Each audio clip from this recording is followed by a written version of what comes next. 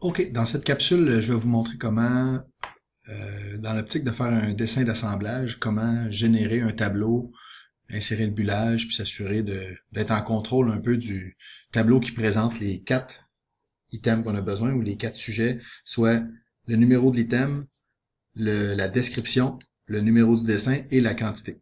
Vous pouvez retrouver cette information-là dans le livrable pour la remise numéro 2. Alors, j'ai un exemple, en exemple, une pièce ici, c'est le marteau qui est assemblé, qui est fabriqué en TGM, en PU1 ou PU2, je me souviens plus. Donc, c'est un assemblage c'est un sous-ensemble, mettons qu'on va dire qu'il y a 3 éléments. Il y a la tête du marteau, il y a la tige et il y a le manche assemblé, qui est finalement une tige en bois avec un trou dedans, avec une bague en acier. Donc, j'ai 3 éléments que je veux assembler ensemble. Il a été préalablement coté avec les cotes de dimension hors tout. Ils sont pas tous là, mais juste pour vous donner une information, entre parenthèses, c'est juste des cotes de référence, donc c'est en fonction du matériel brut. Tout comme la longueur, c'est des cotes de référence. Puis on a finalement on a la hauteur, l'épaisseur de la tête, puis on a la longueur hors tout, 9 pouces 15 16. Supposons que c'est les dimensions qui nous conviennent. On bascule dans l'onglet mise en plan. J'ai déjà préparé l'affichage. Je suis avec une échelle de 1 pour 1, où 1 pouce égale 1 pouce. J'ai gelé ma vue aussi. Fait que, ce qui me resterait à mettre actuellement, c'est l'identification des pièces. On va s'entendre tout de suite. Je vais rentrer dans ma vue. Je vais tout de suite aller dans l'outil de bullage. Donc, je vais choisir la bulle. Avant, je vais juste m'assurer que mon dime scale est bon. Actuellement, je suis à l'échelle 1 pour 1, comme vous pouvez l'observer. Fait que mon dime scale devrait être de 1. Je m'assure que, il n'est pas réglé à la bonne valeur. Je vais le mettre à 1. Ensuite de ça, le premier item, l'item qui va être l'item numéro 1, ça va être ma tête. Je vais l'identifier 1. Ensuite de ça, la tige. Puis je vais m'organiser pour avoir un certain alignement avec mes différents items. Donc la tige 2. Et finalement, le sous-ensemble qui est juste ici. Tiens, je vais venir m'aligner comme ça. 3. J'ai placé mes bullages. Je vais vous faire il y a une petite particularité ici quand on veut travailler avec le tableau. On va s'organiser que le tableau soit sur la même couche que le cadre ou sur la même couche que le cadre. Fait que je vais double-cliquer à l'extérieur. Je suis en train d'éditer le cadre et je vais aller chercher. Je vais m'assurer dans le fond. J'ai pas fait mes bulles sur le bon calque, mais pour les besoins de la cause. Les calques, en fait, les bulles peuvent être sur le calque texte ou cotation. Les deux vont sortir de la même façon. Fait que je vais m'assurer, moi je suis en texte. Et ce que je vais faire pour insérer un tableau, il y a différentes façons. Cette façon-là, c'est un peu celle qui se rapproche le plus de travailler sur Excel. Il y a des outils qu'on peut utiliser pour importer un tableau d'Excel, mais pour les besoins de la cause aujourd'hui, on va simplement aller dans l'onglet Home, ou le premier onglet dans votre AutoCAD à vous. Et au niveau des annotations, il y a moyen de créer une table. Donc, je vais cliquer sur la table ici. J'ai quelques champs à remplir, mais c'est relativement simple. Il me propose déjà par défaut un certain format de table. Moi, je veux pas avoir le titre ici. Je veux juste avoir le header, le titre de chacune des colonnes, ainsi que les données en dessous. Première chose qu'on peut faire, on peut venir ici, dans les styles au niveau des cellules, lui dire que la première ligne, first row, ça va être header, ou ça va être en tête, je crois. Puis on va lui dire que la seconde cellule va être des data. Comme ça, ce qui est affiché comme aperçu, c'est exactement ce que j'ai besoin. Je vais aussi lui dire, comme j'ai 4 items, je veux 4 colonnes, et je vais lui demander pour le nombre de lignes, finalement, pour lui, le nombre de data row, c'est ce qui était originalement. Si j'ai 2 data ici, puis que le header est rendu un data, avec 2, ça devrait être correct, j'ai 3 items. Vous ferez des tests sinon on peut facilement en rajouter. Remarquez que la police qui est actuellement utilisée, c'est pas la bonne. Il y aurait une façon, comme tous les styles, d'aller éditer les propriétés pour les changer. Là, je vais y aller une façon pour le changer juste manuellement une fois que tout va être fait. Je vais vous montrer une autre approche. Fait qu'on n'ira pas dans cette optique-là, mais vous pouvez le faire si vous le souhaitez, il n'y a pas de problème. Vous allez dans Modify, vous êtes dans l'onglet texte et vous vous assurez que pour les titres, ça soit Arial. Pour les headers, ce soit Arial.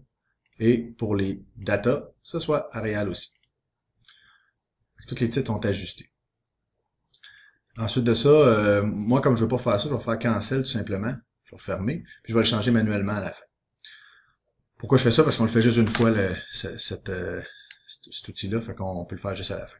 Fait que si j'accepte mon arrangement comme c'est fait, j'arrive avec une table dont je tiens le coin supérieur à gauche. Je vais la positionner à peu près où je veux.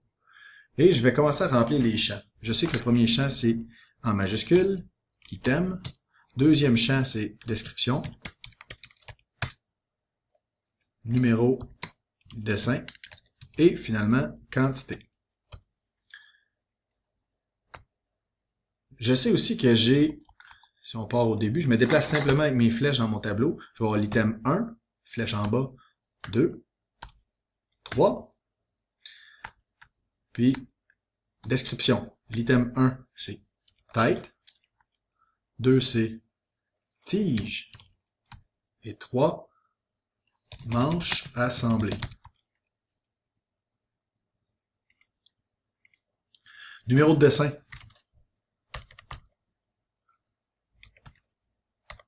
Bon, c'est les numéros qui sont fixés au niveau de votre marteau si vous regardez vos gammes d'usinage.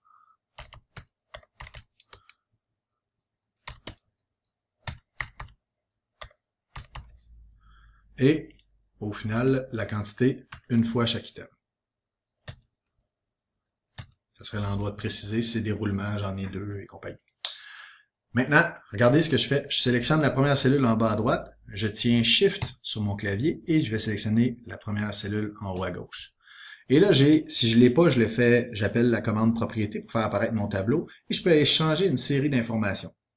Je peux aller lui dire, en fait, le row style, je ne change pas, mais ce que je vais changer en partant, c'est, je vais m'assurer que mes alignements dans chacune de mes cellules soient milieu-centre, pour que le texte soit bien positionné.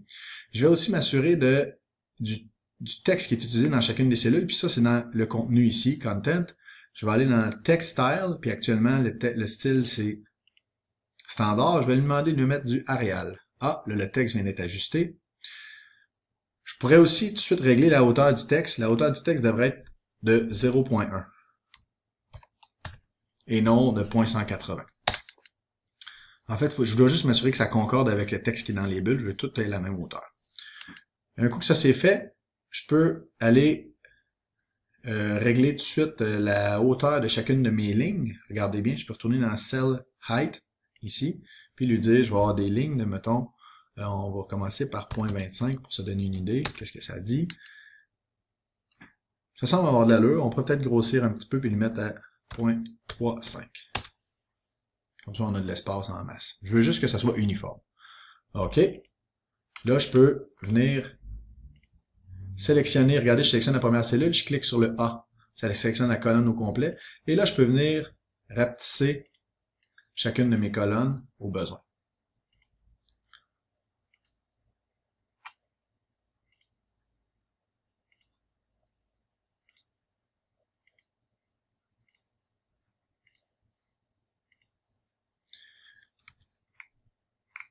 Une fois que ma table est installée, je pourrais changer la police. C'est à vous de l'ajuster pour que ce soit intéressant à consulter. Une fois que c'est fait, je peux sélectionner ma géométrie, dire déplacer.